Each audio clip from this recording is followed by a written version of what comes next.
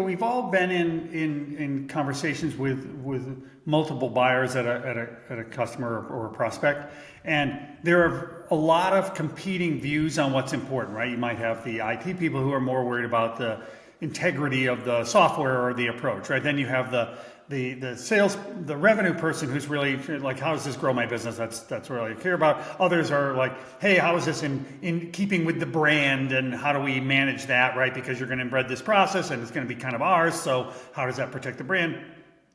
I really try to find a common thread, which is benefit to your customer. Like I really think that if you center your conversation, and we touched on this a few minutes ago, which is, if I look at the key decision makers in the process, and you referenced a few of them by function, the one that is rarely in the room, almost never in the room, is the end customer.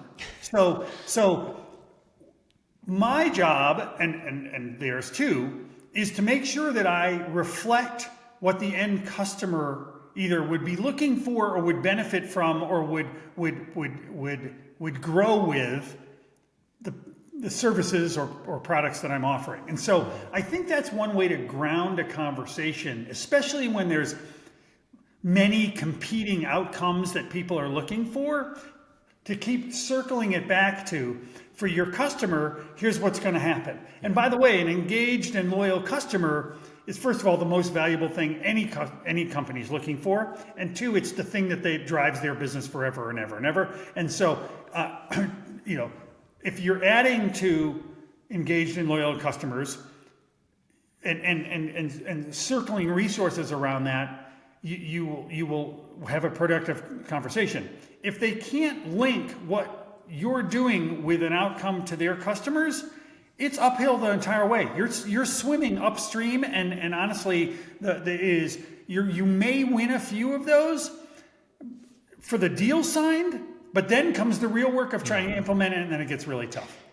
And not getting those resources, right? I think that's also another kind of, interesting point when you think about the delivery, not just the sale. If you don't have that key driving why that's high enough, yes, you might get, someone to say yes to it, but then you're not going to resource the project continuously if you don't have that why for their customer, right? That's absolutely. You want to be able to sell to what the CEO is going to say in their annual letter.